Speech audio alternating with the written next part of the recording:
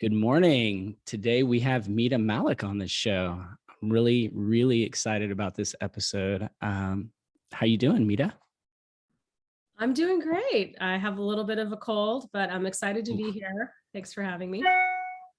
Yeah, I've had a bout of cold myself, so I hope you feel better, and hopefully it's not, the extent of what I had. I finally got COVID caught up with me right before spring break, and fortunately, everyone, we had enough time in between me being sick and us having our travel plans. But I'm sorry to hear you're feeling under the weather, but we are super psyched that you are with us here today. We typically like to start off our show with good news stories, just a way of like showing gratitude for what's going on. And so who wants to kick us off today? I'm virtually looking at Daniel to kick us off. I can get us started. Because he has good news. His good news trumps all of our news. So on Saturday, I'm getting married in Cabo. And Steven will be there. So I'm really excited for that. That's amazing. Me too. Congratulations. Thank you. My good news is also personal. So I survived 4 days of skiing with my partner who, I had heard there's like family lore about the women skiers in her family, and she apparently is the best, and she is very good. And I survived. So I'm going to hold that as a badge of honor. And that's my good news today. Well, I guess my good news is I don't have COVID. We were just chatting about how people can just get sick. We've forgotten that. Like you can just get sick because we've all been wearing masks for 2 years. My good news, which wrapped up, I guess, a week or two ago, is I matched close to 100 women job seekers with leaders who wanted to help women get back into the workforce, which is something I'm passionate about. And I know you both were involved as well and excited about that challenge. So I'm just excited that I was able to do that and getting lots of love back from people saying, I always say the job search is hard enough. And sometimes, as much as I love my husband, in those moments, he's not the person I want to get advice from. And so to actually go to a stranger, and there's something interesting in that, for a stranger to help you reflect on where you are in your job search and to serve as a mirror. I think it's awesome. So I'm excited about that challenge. Yeah, that was an awesome experience. So thank you for including us and just organizing all of it. It was pretty amazing. Well, thank you for raising your hand. Thank you. So walk us through your story and how you became head of inclusion, equity, and impact at Carta. So give us the highlights of your journey. Well, it all starts with the proud daughter of Indian immigrant parents. My younger brother and I were born and raised in the US. I grew up outside of Boston. And I always say I was the funny looking, dark skinned girl with a long, funny looking braid whose parents spoke funny English until it wasn't funny anymore. I was bullied a lot, both verbally and physically, by my peers growing up. We were only a handful of families of color in our community. I was really painful. And that has stayed with me my entire life. So I think this work found me. Like it's been part of my journey. I don't ever want anyone to feel like they don't belong, that they're not valued, they're not seen, they're not heard. Like what a horrible feeling that is. I also didn't grow up in an Instagram era. I didn't see myself reflected in any products or services. I loved watching commercials as a kid. And I thought to myself, like, why aren't there people who look like me? Who gets to make those decisions, right? Who gets to decide whose story is more valuable than another? And so if you know that about me, it's not surprising that I've had a long career as a marketer and still consider myself a marketer. My husband's the foodie. I am not. I love community and conversation, but I'm a bit of a beauty obsessive and I'm really into the beauty industry. And I sold a lot of beauty products during my time. And so wherever I was working, I just was always like, okay, I'm making this blush that doesn't work on my skin tone.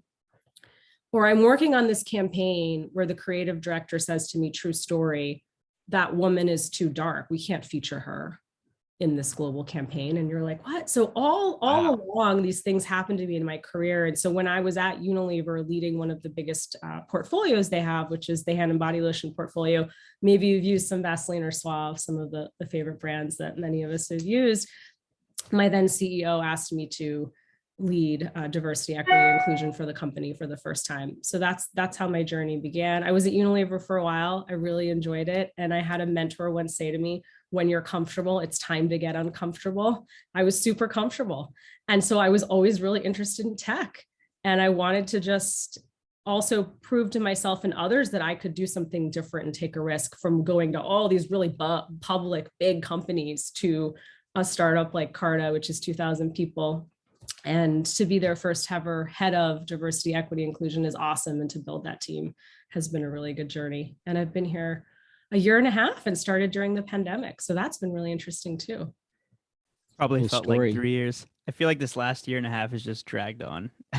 I should say I've worked there 3 years, because you're Yeah. probably right. It's like double.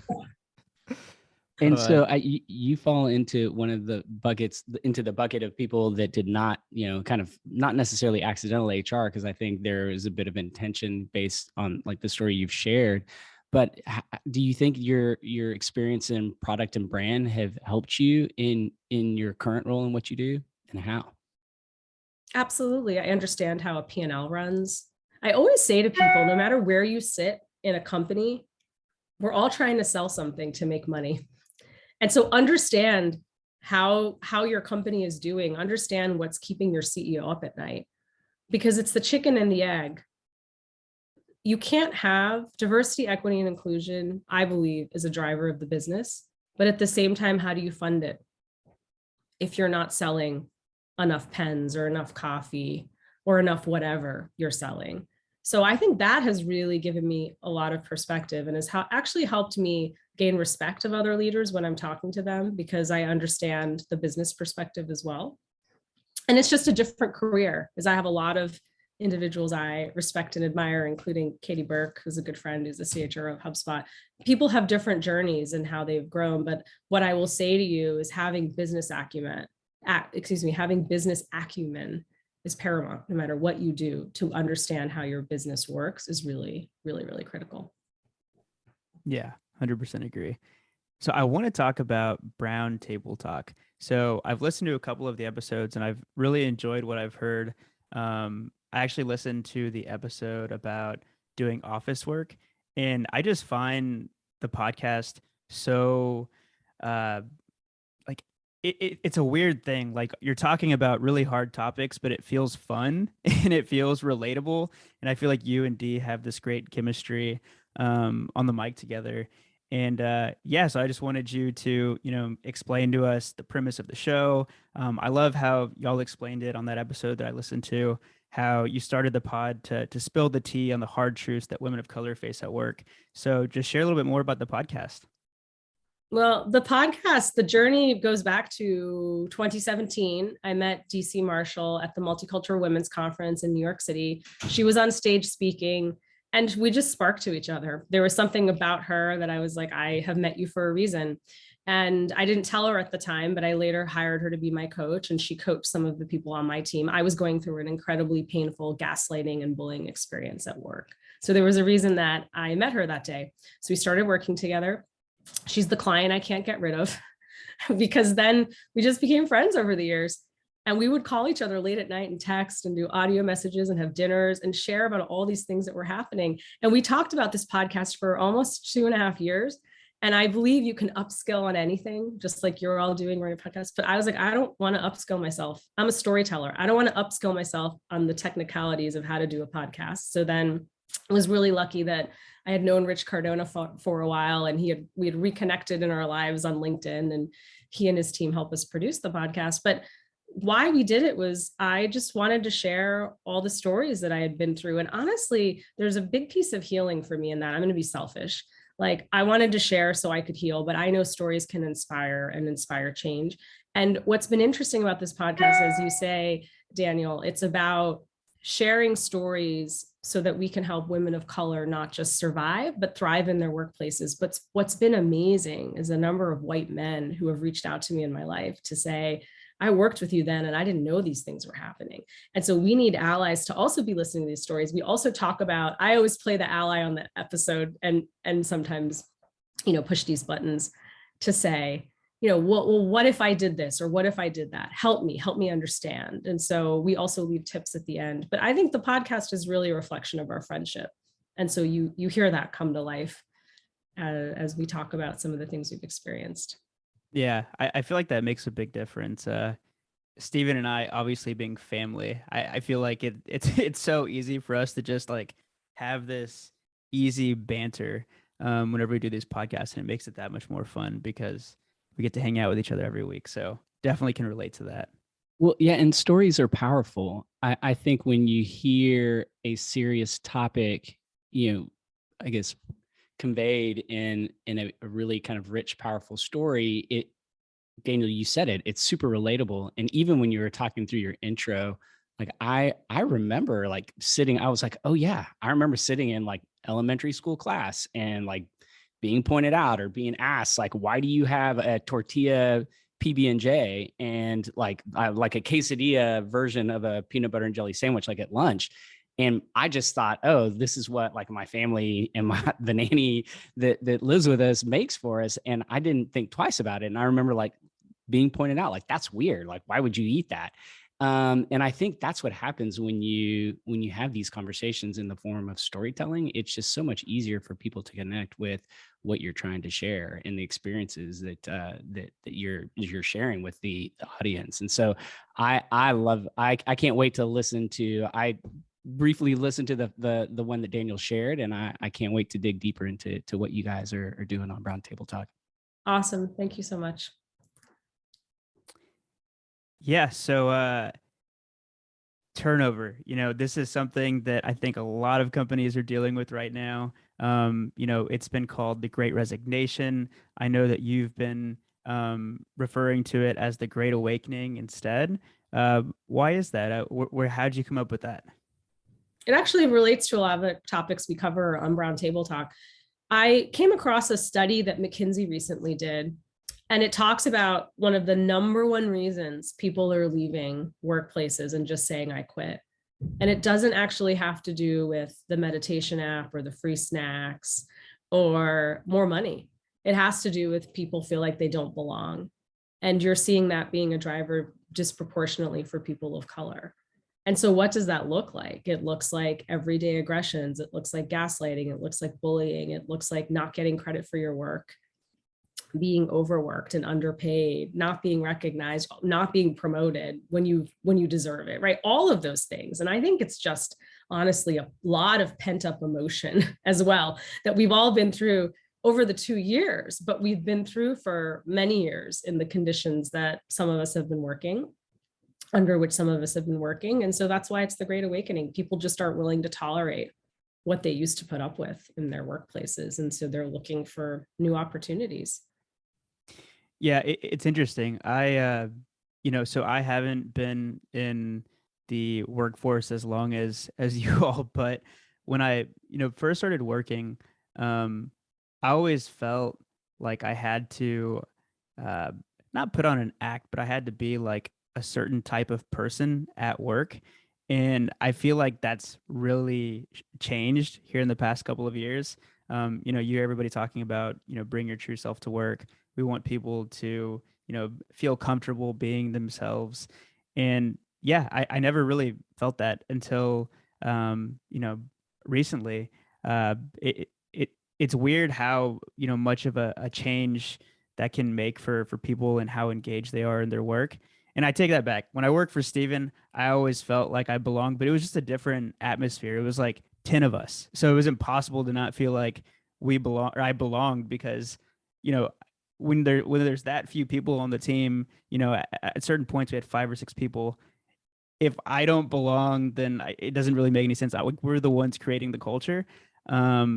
Yeah. So, what can companies do to sort of, make people feel like they belong? Is there anything they can do around building community? Give people some tips on what they can do there.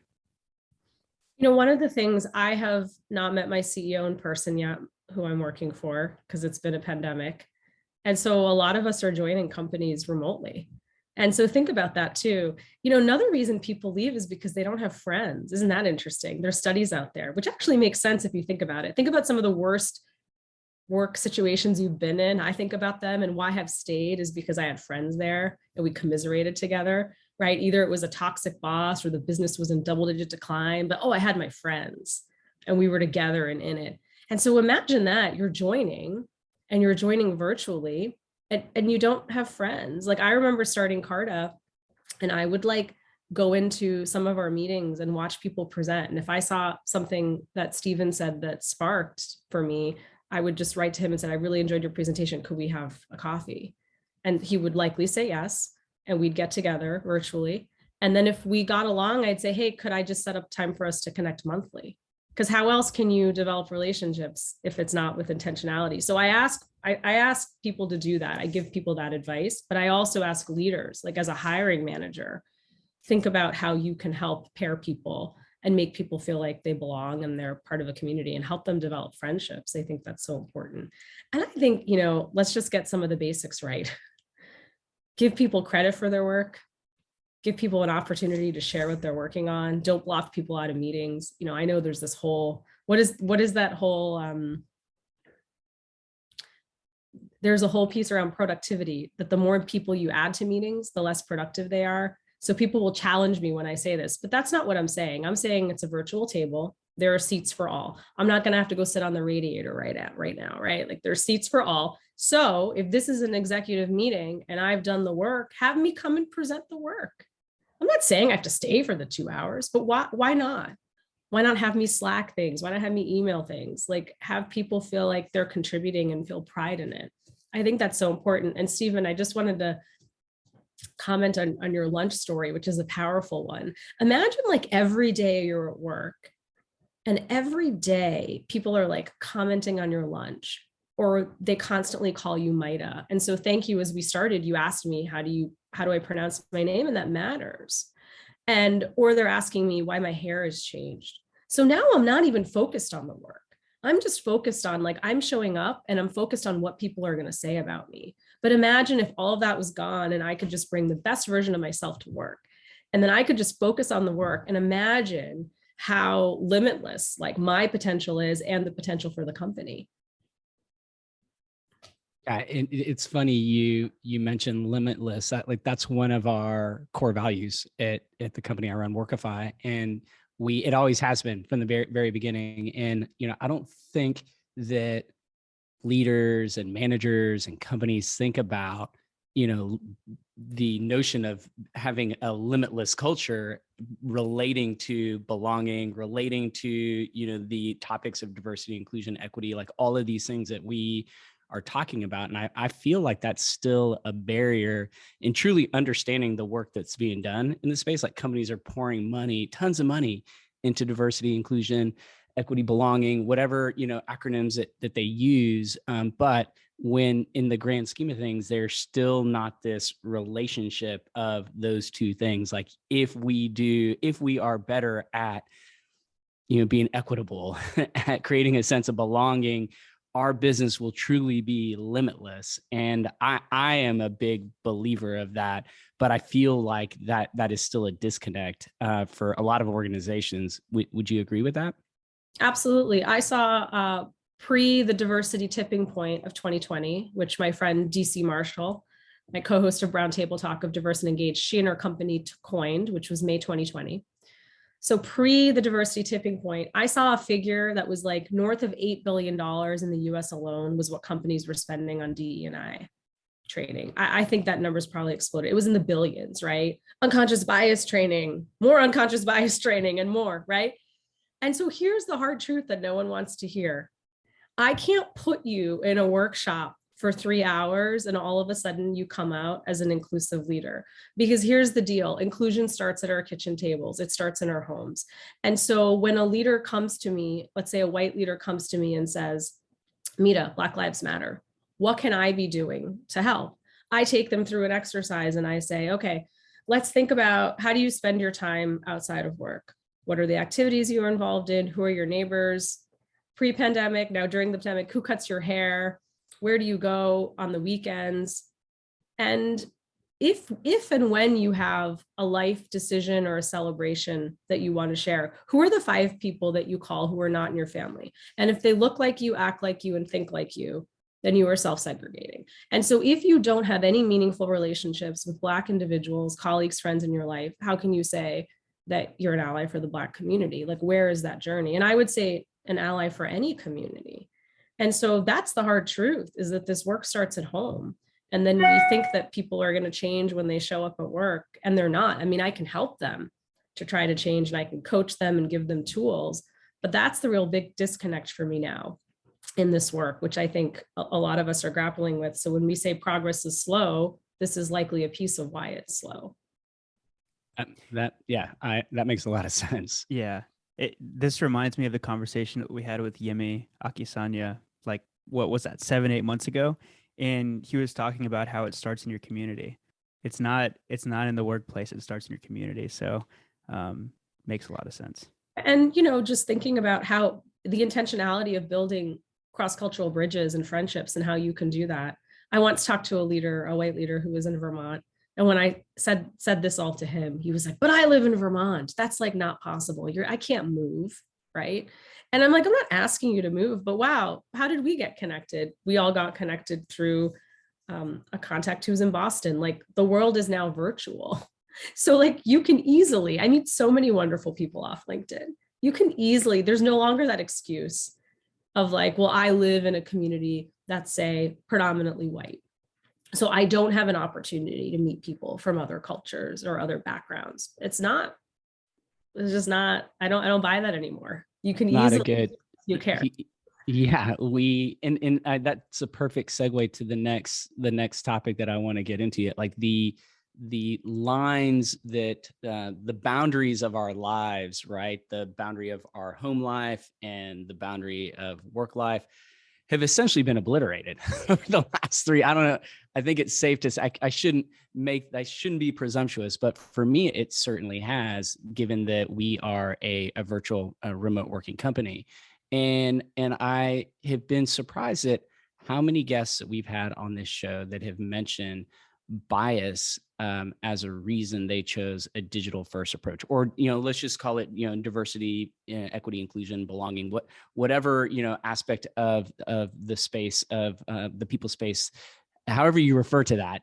They've clearly stated, like, we know that to be better at belonging, or to have a more equitable workplace, we've got to lean into being digital first. I think there have been several. Dina Upton from Drift was the first to mention it, but we've had other guests that have come on the show and have mentioned that. And honestly, it was a bit of a surprise for me. But the more I've thought about it, it makes complete sense. And so my next question for you is, do you feel that the shift to hybrid working or remote working is creating a new dimension of bias in the workplace? What do you have any thoughts, or what are some of the impacts that you're seeing? I guess if it's not bias, are there any other dimensions that are being impacted in your space? I think it's a great question. I think there's tensions on both sides. I think there's positives and negatives. I think the positives are, if I need any sort of accommodation, if I am utilizing a wheelchair right now, you would never know because I'm on Zoom. And what is that experience like in the workplace versus at home? So there's a lot of things, I think, when it comes to hybrid and remote working that have made the life of an employee a lot easier, and things that you don't have to think about. When I think about bias in terms of how I look, I write for Entrepreneur, and I covered an amazing founder called Elizabeth. Her name's Elizabeth Lewis, and she runs a fashion, she's a stylist, runs her own company. And we talked about what should I wear when I return to the office? Because I don't have the privilege to wear a hoodie. I'm going to say that, right? Like, how I show up matters.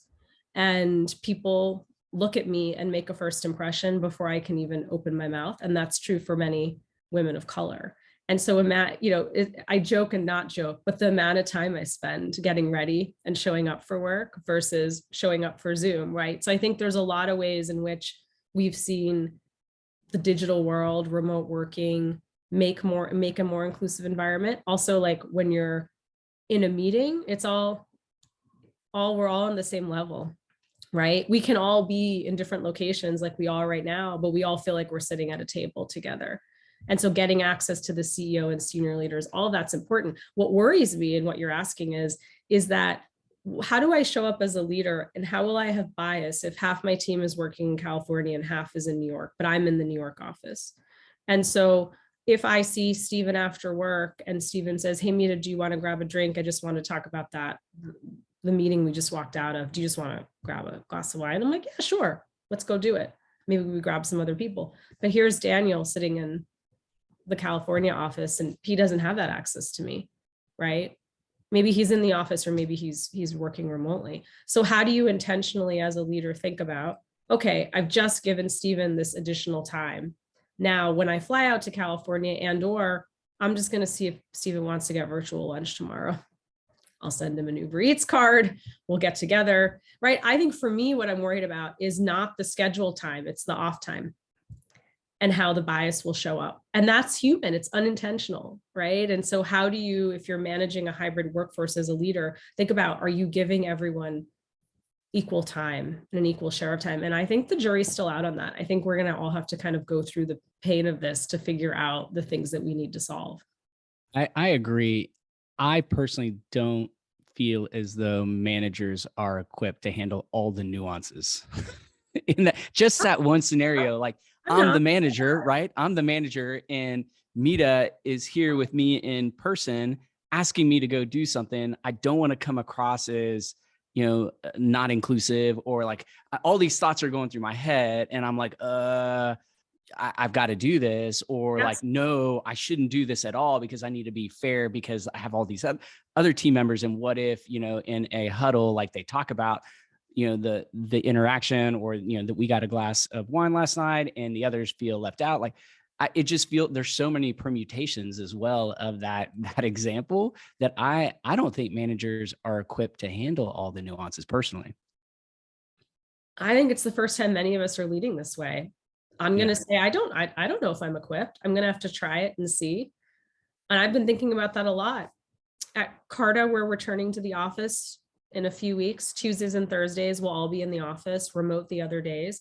And so one of the things we're doing as a team, which I would ask others to think about, is when we're doing programming, we're trying to do the Mondays that we're not in the office.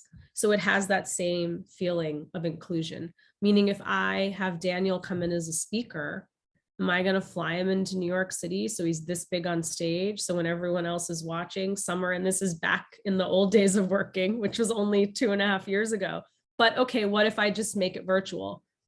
And so Daniel's going to join us from his home, wherever he is, and then everybody feels like they're on stage with him. And so thinking about, those are some of the things we've been thinking about, is okay, if we're going to have big programs, let's actually just keep them all on days that we're all working remote to be inclusive. Yeah, it's crazy. As you were talking, the thought occurred to me, like there could be a time in the future where we're like, back in my day, we used to go into a location to work together.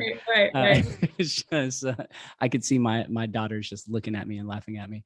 My next question is really relates to the topic of, staying on the topic of managers. You've been pretty vocal about some situations that you've had with managers, and more specifically toxic managers. And so, can you share a little bit about, not necessarily on the topic of bias, but just in general, like how can companies like help managers be better? Like how can, if there is a need to better support, these difficult transitions that we're all going through, how do you think companies can better support managers and better protect employees?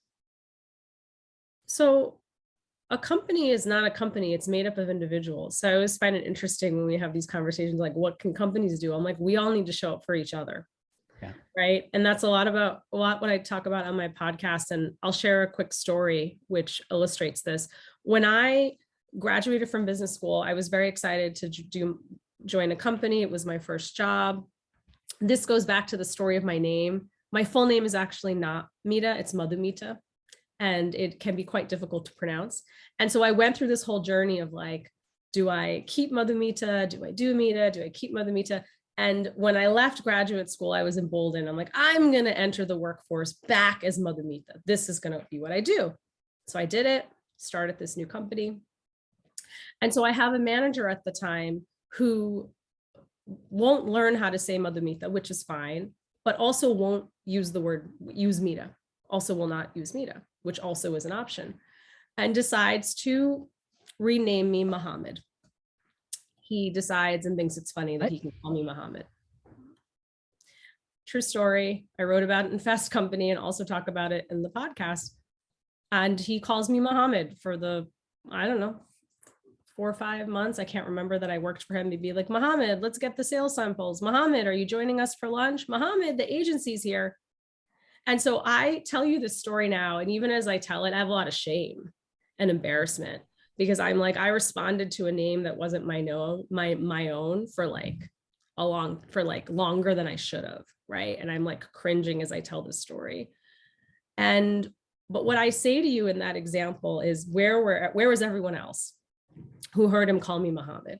Right. And so that's the question I want to ask right now is like, too many of us, are you a bystander just watching things happen in your workplace, whether it's on Zoom or in person, or are you intervening or standing up or saying something and helping individuals when you see that? There's no employee handbook on culture. Culture is like, are you doing the right thing when no one's looking? That's how I define culture. And so that's why I started the podcast. That's why I'm so vocal on these things, because it's all about like how I wish someone would have acted differently and helped me in the moment. We had Barbie Brewer on our show, and she shared with us how I believe she was at Cisco, and the executive that she worked under in Europe had asked her to change her name and started riffing with her like on the spot, like what her new name should be, because there's no way that she could go by Barbie, which was her actual name. And it just is like mind blowing that these things are still happening, honestly. So it's actually, it makes me like, I have my own stories of that to share. I started my career at Ernst & Young and in the accounting space in Dallas, Texas, which is like definitely in the early the early 2000s. It was still very much good old boy, at least at that time. I don't know what the culture's like today. And I was called boy for my first year, boy.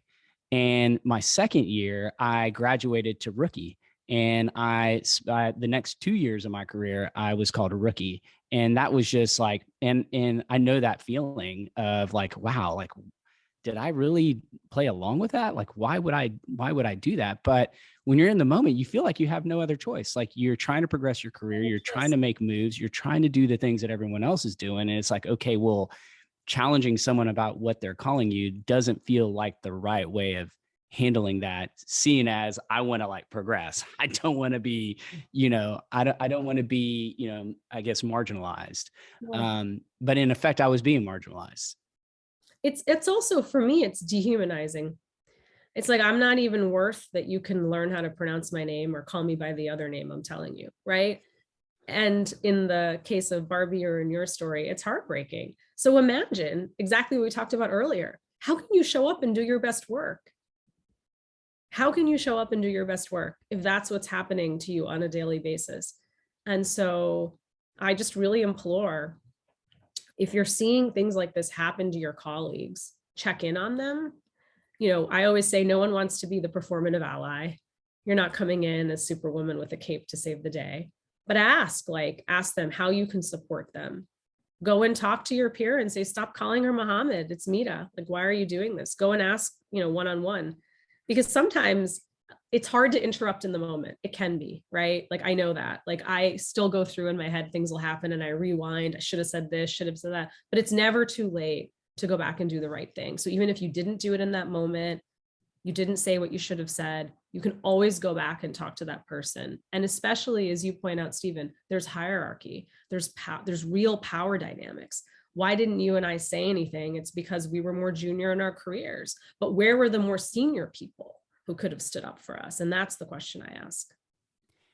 It's mind-blowing hearing these stories from the both of you, because luckily I'm blessed. I've never experienced anything like that, and I can't even imagine how painful that must be, having to experience that. So I feel really blessed that I've never had to experience that. I feel like for me, maybe through school had some things like that happen, maybe more so like microaggressions or more subtle uh you know uh instances where I'm like, oh, that felt weird, but you kind of just let it go. But yeah, no, I just want to say that it's mind blowing to me that that happened to the both of you in your careers. So, yeah, I feel lucky. So Mita, uh, I know that your podcast, focuses on the hard truths that women of color face at work. Are there any other, really powerful stories that you and Dee have covered on the podcast that, immediately come to mind? Are there like any favorite podcast episodes that our listeners should go check out? Just curious if you have any favorite episodes or stories from the podcast. Well, I think Stephen and I just talked about what to do when someone mispronounces or renames you, which we just talked about in season 2. I have the other one that I have that I talk about from season 1, which is called What to Do When You Go From Being the Office Pet to Being the Office Threat. It's not a term that Dee and I coined. It's something that's been well researched that Black women often experience in their workplaces. And identifying as a brown woman, it's something that certainly happened to me. I'll never forget, I was asked to present by my then boss to the top 200 leaders of the company, which was like an amazing moment, but oh my God, how am I going to do this? So I work and work and work on the workshop presentation. I go on stage, and when you've killed it, you just know, you come off stage and people are coming up to you, the CEOs, like, that's amazing. And so a week later, I'm in this boss's office and I sit down. I hadn't seen that individual since the presentation. And he says to me, Mita, at your level, you're not supposed to be this good. What is that supposed to mean? It's good. Exactly.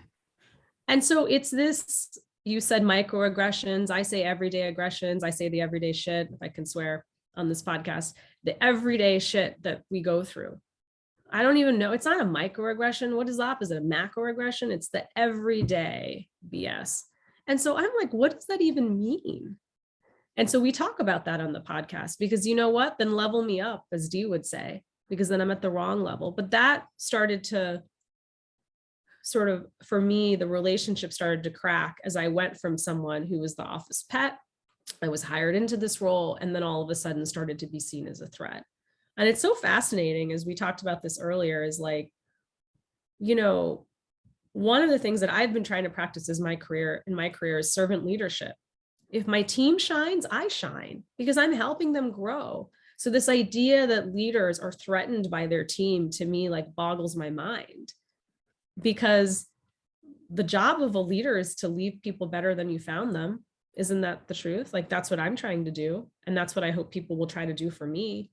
And so that was a conversation that I think, especially for allies, was pretty eye-opening, because they had never, some of these stories, and I get it, you may have never experienced them, but that's why we want you to listen, so you can learn and do better and be better. So for the people that are still in those, that are experiencing these types of interactions on a daily, weekly, monthly basis, like, what is your advice to them? Well, my advice is you have to protect your well-being. And so I stayed in toxic places for too long, and I will no longer do that. So I will only go work in places where I am celebrated. And so vote with your feet. Like, if you have done everything you can and it's not working anymore, you have to move on. And being the proud daughter of immigrant parents, as I talked about, culturally, for me, it was like not acceptable that you would just walk out, because my parents came with nothing to this country, right? So they came with nothing, built this amazing life for us, and I can't deal with the toxic boss. Like, this is what goes on in your head, right? Like, I can work through it, and sometimes you can't. So just to acknowledge that it's not your fault and that you need to move on to somewhere else. There's also possibilities of like trying to move within the organization, right? And to try to find allies and other leaders who you admire and respect, to see if you could transfer or rotate or go somewhere else. But I always say, hurt people. So if this person is toxic, there's a reason they have a lot of self-work to do. And honestly, likely you're not going to be able to change it, because where there's smoke, there's fire. They've probably treated other people like that in the past. So all of a sudden, it's not like, here's Mita, I'm going to come save the day and change you. No. So that's my advice to people, is you have to do what's right for you, right? Because I'll have people judge me and say, I can't believe you worked for that person for so long. Like, why would you have done that? And I'm like, well, it's easy for you to say that. It's very easy for you to say that. Yeah, it feels like, to your point earlier, you can't just throw unconscious bias training at people and expect them to change. How it almost feels like you have to do a better job as a company preventing people from getting into your company that are like that. What are some red flags for uh, hiring managers to look for when maybe they're hiring somebody onto their team? Uh, is there a way of sort of sussing that out before you bring in somebody that's toxic, that's going to be uh, you know potentially harassing other employees, or uh, turning the culture into a toxic culture that you don't want? That's a great question. Many companies do references, right? But also, like, you don't need the old formal, like 2000 reference, like, the form, fill out 5 references, job Yeah. applications. You can easily do it on LinkedIn. Like, come on. If you're going to come work for me, I'm an open book. I'm not everyone's cup of tea, and that's cool. But you can find plenty of people that know me in my network. And I think that's true for just about everyone. So do your homework and ask around about people, especially if they're for senior roles, right? And listen for the things that people don't say. Listen for the things that people don't say, right? Yeah, I Yeah. think you have to also like scratch past the surface. Yes. I'm not saying that all companies do this, but I have seen companies where they had a toxic employee, manager, executive, and they finally terminate that employee. And it's part of the deal. The fact that there's a deal to terminate a toxic employee, first of all, that just boggles my mind. But second, there's an agreement. If you leave quietly, we will give you a positive reference. Like we'll refer you to another company. And I've seen that. And it's particularly in high tech. And it's just mind blowing to me. And when you're a hiring manager, like if you're not doing your due diligence, right? If you're just kind of taking the easy path, then you would hire that person because they would probably speak eloquently, like answer all the questions. They have, examples of making a positive impact to the business. They aren't going to share with you like, that they made people's lives miserable in the process. But if you dig a little deeper, and I love the LinkedIn idea, because like if you just reach out to a couple people that worked with that person, then you would know like, okay, yeah, this is not a good person. This is not a good fit for our culture. And I think I love what you said in 2 things. It's like, watch what people won't say, because most people won't give a bad reference. But if I'm not willing to talk to you about Daniel, interesting, flag. Of course I would talk about it. But there's a flag there. And then it's like exactly, Stephen, what you said about going beyond the surface of interviews.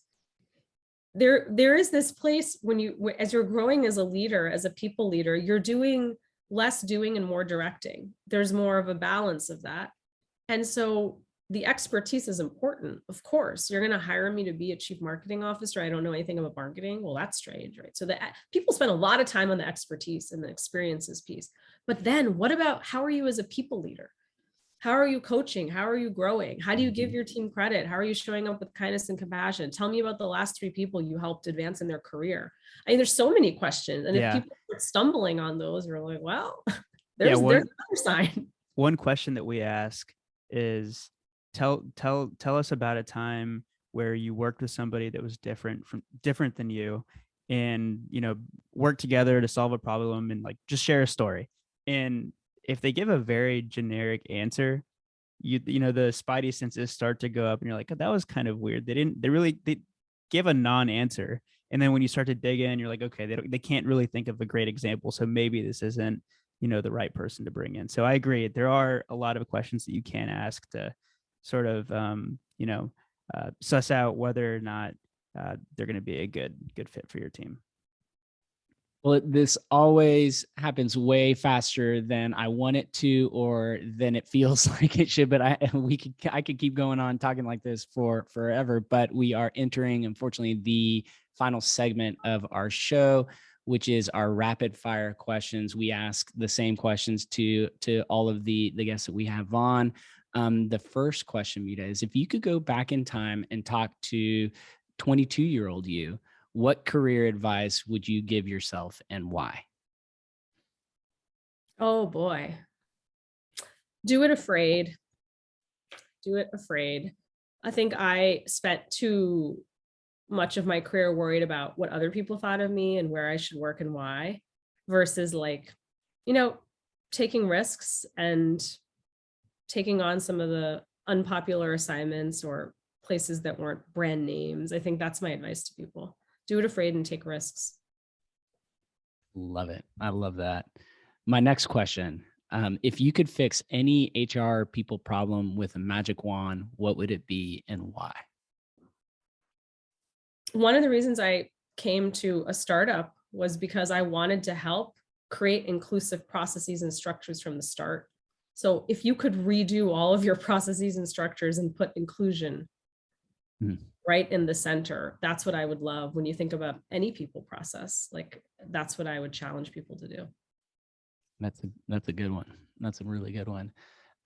Next question. When you look around the corner to the end of 2022, what do you see coming next for the future of work? So this is a crystal ball question. I see a big reckoning, especially when it comes to women in the workplace. We talked about this earlier in my passion for this, but we are down to, when we think about what impact the pandemic has had on women in the US in work, we are back to levels for women's workforce participation that we haven't seen since the 1980s. We have lost 4 decades of progress. And so my throat is gone. I am tired of screaming. That's an analogy and not, but I am. And I think we need more allies to step up and say, what is it going to take to get more women back to work? And that's going to be a huge reckoning, because my mind cannot understand that statistic. It is so startling, and I don't understand. That's pretty mind blowing. What was the statistic again? We've gone back. We are back to workforce participation levels for women that we haven't seen since the 1980s. Wow. 1980s. That's insane. So this is widely reported. Fortune, Forbes, Google it. It's everywhere. We're not talking about it. I've talked about it on LinkedIn.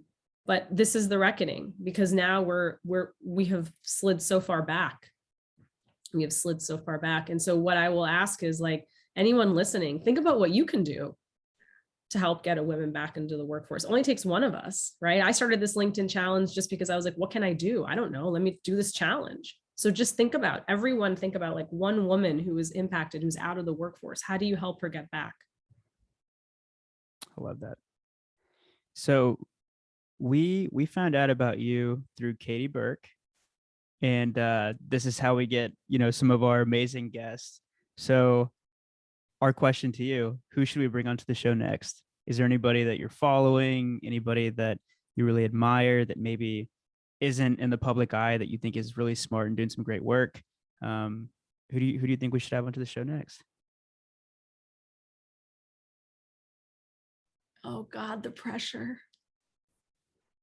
I'm going to nominate my friend Lan Fan, who is the founder and CEO of Community of 7. And she's all about bringing together purpose-driven leaders and creating movements. And I love Lan. So I'm nominating Lan. Great. We will reach out to her. All right. So we have now made it to the very end of the show, and we close every show out with one word or phrase close. So we all respond with the word or phrase from the episode that we want to close with, and it can be anything. Who wants to go? I'm going to come in hot because this is very easy for me today. My one word close is #limitless. I want to put a hashtag on it. I forget who, Tracy, I think. We did that on the Tracy show, Tracy Hawkins from Twitter. So I'm going to go with #limitless because that's one of our core values, and I love what you had to share about that, Mita. I can go next. If you see something, say something. Don't be a performative ally. Oh, you took mine. No, just kidding. Just going to say #kindness. Show up with more kindness. We just need more of it in the world today. I agree. Well, Mita, awesome. Yeah. Thanks so much for joining us. Had a lot of fun. Thanks for having me.